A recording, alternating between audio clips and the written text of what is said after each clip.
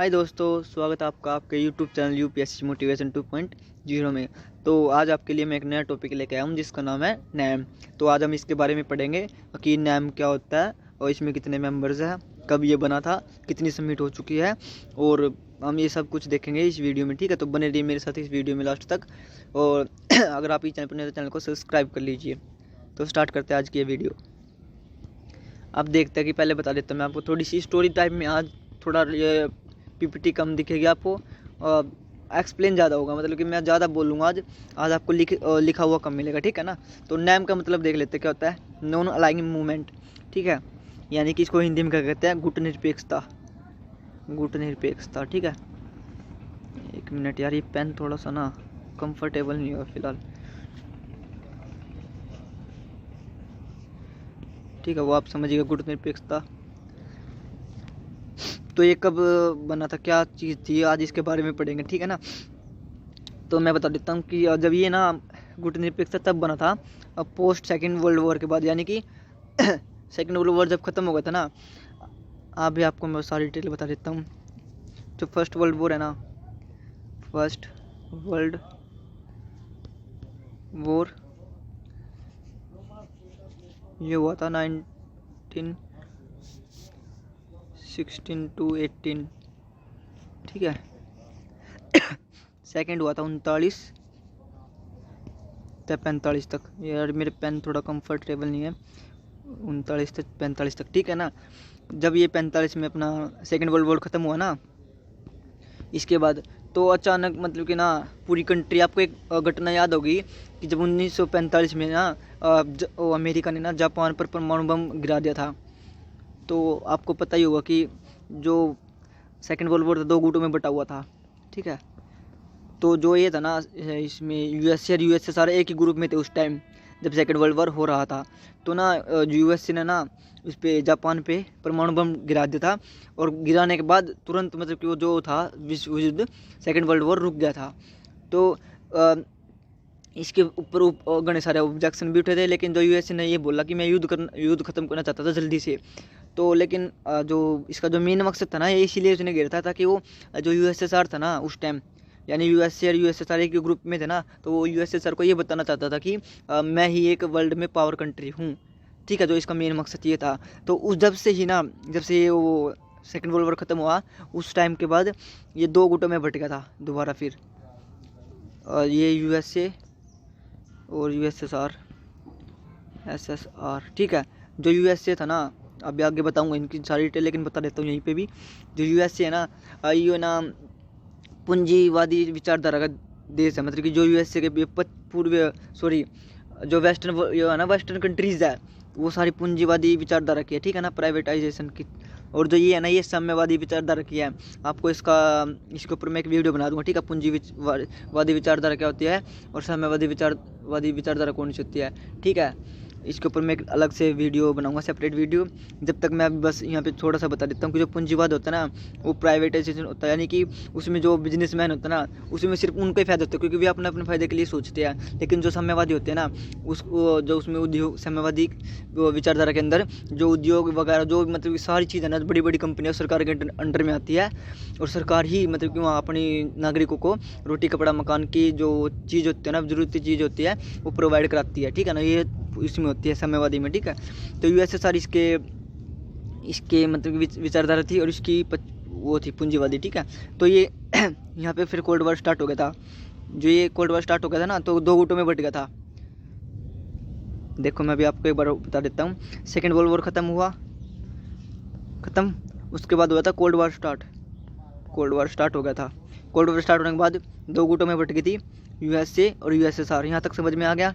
अब मैं बताना चाहता हूँ इसके बाद की कहानी आगे नैम की। तो ना कई कंट्रीज़ थी, आगे बता देता हूँ। कई कंट्रीज़ थी, देखो मैंने बता रखा था कि पूरी दुनिया शीत युद्ध के चलते 2 गुटों में बट गई थी, यूएसए और यूएसएसआर में बट गई। जो यूएसए था वो पूंजीवाद विचारधारा का समर्थक था, यानी कि उसकी तरफ वो जाना चाहता, उसके तरफ साइड था। और जो यूएसएसआर था वो साम्यवादी की साइड था, ठीक है, उसका समर्थक था। तो मैं आपको ये बताना चाहता हूँ कि जो एक मिनट, कि ना जो सेकंड वर्ल्ड वॉर के बाद 2 ग्रुप में बट गई ना, तो यहाँ पे ना नई नई कंट्री कुछ आज़ाद हो रही थी उस टाइम। क्योंकि आपको पता है जो इंडिया है ना वो 1947 यानी 15 अगस्त 1947 को इंडिपेंडेंट हुई थी। ठीक है, आपको ये पता होगा, ये तो सभी को पता है, 15 अगस्त 1947 को। तो ना देख लो, ये जब तक इस टाइम मतलब कि 47 तक तो कोल्ड वॉर चल रहा था, क्योंकि वो 45 को स्टार्ट हो गया था, 1945 को कोल्ड वॉर स्टार्ट हो गया था, 47 तक मतलब कि समझ ले स्टार्ट ही हुआ था। तो जो ये था ना इंडिया था, इंडिया के साथ मतलब कि और भी कई कंट्री थी। ठीक है, तो ये चाहती थी जो नई नई देश अभी आज़ाद हो रहे थे ना, तो वो चाहते थे कि हम ना दोबारा गुलाम नहीं होना चाहते। यानी कि एक तरह देखे तो गुलाम ही हो गया ना। जैसे कि अब देखो 2 गुटों में बट गया। अब अगर इंडिया इसकी तरफ जाएगा तो जो यूएस है ना वो इंडिया की सेना भी यूज़ करेगा, इंडिया के जो पैसे वो भी यूज़ करेगा, इंडिया की जो टेक्नोलॉजी है सब कुछ यूज़ करेगा। ठीक है, अगर यूएसएसआर के पास जाता तब भी यही करेगा, ये भी इसकी सेना यूज़ करेगा, इसके पास जितने संसाधन है सबका उपयोग करेगा। ठीक है, ये तो आपको पता है। लेकिन अब जो भारत जैसे कई देश थे जो स्वतंत्र देश हो रहे थे उस टाइम, तो सॉरी, तो वो नहीं चाहते थे कि हम भी दोबारा गुलाम हो। एक तरह से देखें तो गुलामी ही है ये भी, तो इसलिए वो दोबारा गुलाम नहीं होना चाहते थे। तो उन्होंने एक बीच का रास्ता अपनाया था।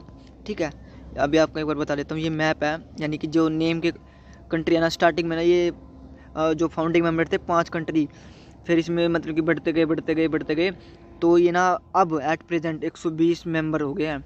ठीक है, तो अब ये देख लो, जो ये है ना यहाँ का दक्षिणी अमेरिका, और यहाँ पे जो ये वाला एरिया है जो उत्तरी अमेरिका के नीचे है, वो पूरा अफ्रीका कॉन्टिनेंट, यहाँ पे एशिया कॉन्टिनेंट, ये सारे इसके मेंबर है। ठीक है, ये सारे इसके नेम के मेंबर है। देखो आपको दिख रहा होगा जो ये कलरफुल हो रहे हैं ना, ये सारे नेम के मेंबर है। ठीक है, और जो ये है ना जो स्काई ब्लू है, एक तो ब्लू डार्क है, एक स्काई ब्लू है ना, ये ना ऑब्जर्वर मेंबर्स है, यानी उसमें भाग लेते हैं। ठीक है, एक तरह से पार्टिसिपेट कर लेते हैं उसमें। ठीक है, ये उनको बोलते हैं ऑब्जर्वर मेंबर, ये परमानेंट मेंबर नहीं है। ठीक है, आगे देखते हैं।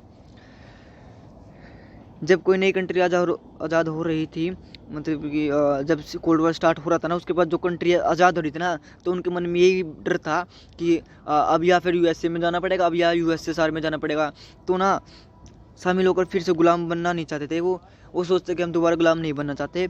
तो भारत और कुछ देशों ने मिलकर ना इन 2 गुटों से दूर का रास्ता, मतलब कि कहते हैं ना बीच का रास्ता अपनाया था, जिसको हम गुट निरपेक्षता कहते हैं, नेम कहते हैं। ठीक है, इसका नाम पता चल गया इसका क्या काम था, यानी नेम किसे कहते हैं, यहाँ पे गुट निरपेक्षता किसे कहते हैं। यानी कि ना तो वो यूएसएसआर में मिलना चाहते थे, ना यूएसए में मिलना चाहते थे।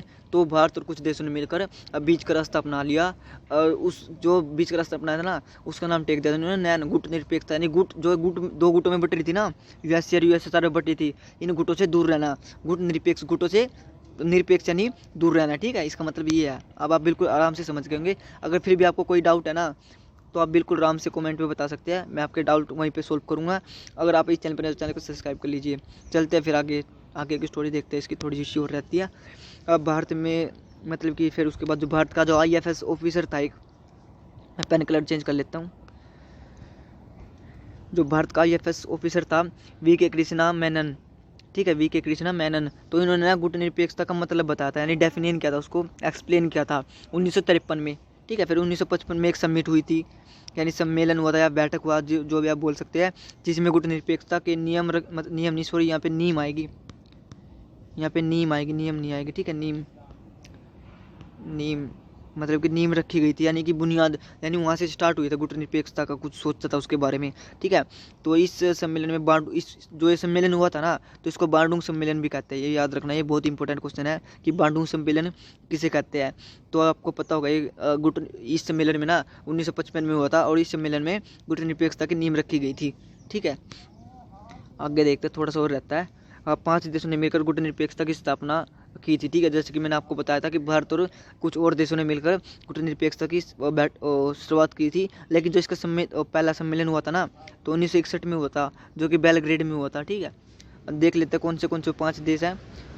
भारत हो गया, जो कि भारत की तरफ से कौन गया था, पंडित जवाहरलाल नेहरू भारत की तरफ से गए थे। मैं इसकी थोड़ा सा वो कर लेता हूँ यार, ज़्यादा मोटा है।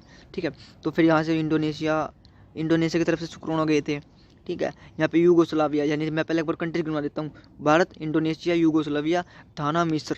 ठीक है, इनकी तरफ से कौन कौन गए थे, पंडित जवाहरलाल नेहरू, सुकरोनो, जैसे ब्रिज टीटो, वामे एनेक्रुमा, अब्दुल नासिर। ठीक है, तो ये इनके ना जो जिस देश से गए थे ना वो उनके प्रेसिडेंट हो उस टाइम के, या प्राइम मिनिस्टर बोल सकते हैं, यानी उस टाइम के ना नेता थे, प्रमुख नेता।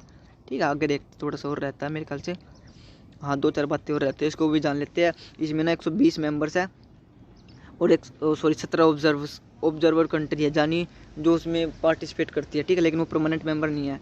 ओके, हेड क्वार्टर देख लेते हैं इसका कहाँ पे, जकार्ता में है, जो कि इंडोनेशिया की कैपिटल है। ठीक है, आगे देख लेते हैं ना, ये ना इसका फ्लैग है, जो नोना लैंग मूवमेंट का फ्लैग, मतलब आई मीन इसका लोगो, हम लोगो बोल सकते हैं, फ्लैग तो ठीक नहीं होगा, लोगो ठीक रहेगा, लोगो।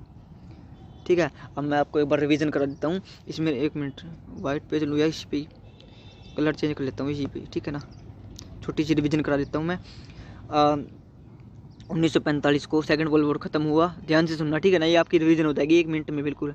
1945 में ना सेकंड वर्ल्ड वॉर ख़त्म हुआ, उसके बाद ना दुनिया मतलब 2 गुटों में बट गई थी, यूएसए और यूएसएसआर में बट गई थी। ठीक है, बट गई, और उसके बाद ना मतलब कुछ देश, मतलब कि 1945 के बाद जो देश आज़ाद हो रहे थे ना, तो वो चाहते थे, गुलाम थे ना, वो आज़ाद हो रहे थे, मतलब कि वहाँ से आज़ादी मिल रही थी उन देशों को, तो वो चाहते थे कि हम दोबारा अब गुलाम नहीं बनना चाहते। तो उन्होंने सोचा कि हम ना तो यूएसए में मिलेंगे ना यूएसएसआर में मिलेंगे, हम एक अलग ऑप्शन बनाएंगे जिसको कहते हैं नैम। ठीक है, यहाँ तक समझ में आ गया? बस बाकी तो आपको थोड़ा सा लर्न करना पड़ेगा, जो कि क्या था 1953 में 53 में, मतलब कि जो इंडिया का आईएफएस ऑफिसर था ना, VK कृष्णन। ठीक है, जो कृष्णन था तो उन्होंने ये बताया था कि इसका जो नेम था ना, गुटनिरपेक्षता की डेफिनेशन, मतलब कि उसके बारे में बताया था कि क्या है डेफिनेशन, मतलब उसको बताया था, उसके बारे में रखा था। ठीक है, तो ना 1955 तक ये सोचा कि हाँ चलिए ठीक है, अच्छा है, तो इस पे ना बैठक किया जाए। तो वहाँ पे एक सम्मेलन हुआ था, बांडुंग सम्मेलन, तो उसी में गुटनिरपेक्षता की नींव रखी गई थी। ठीक है, कि सोचा गया था हाँ ठीक है, अभी ये एक समूह बनाएंगे, जो ये मतलब कि उन्होंने बताया कि अगर तुम ये डर रहे हो कि हम गुलाम बनना चाहते तो आप एक काम करो, मतलब कि उन्होंने डिफाइन किया था कि ना तुम एक काम करो, ना तो यूएसए में मिलो ना यूएसएसआर में मिलो, आप ना एक नया बीच का रास्ता बना लो, जिसको नाम क्या था, नॉन अलाइंग मूवमेंट। ठीक है, तो सिर्फ आज के लेक्चर में सिर्फ इतना ही है। अगर आपको कुछ भी समझ में नहीं आया ना तो कमेंट में जरूर बताना। अगर आपको ये वीडियो अच्छी लगी हो, हेल्पफुल लगी हो, तो वीडियो को लाइक जरूर करना। अगर आप इस चैनल पर नहीं तो चैनल को सब्सक्राइब कर लीजिए। धन्यवाद।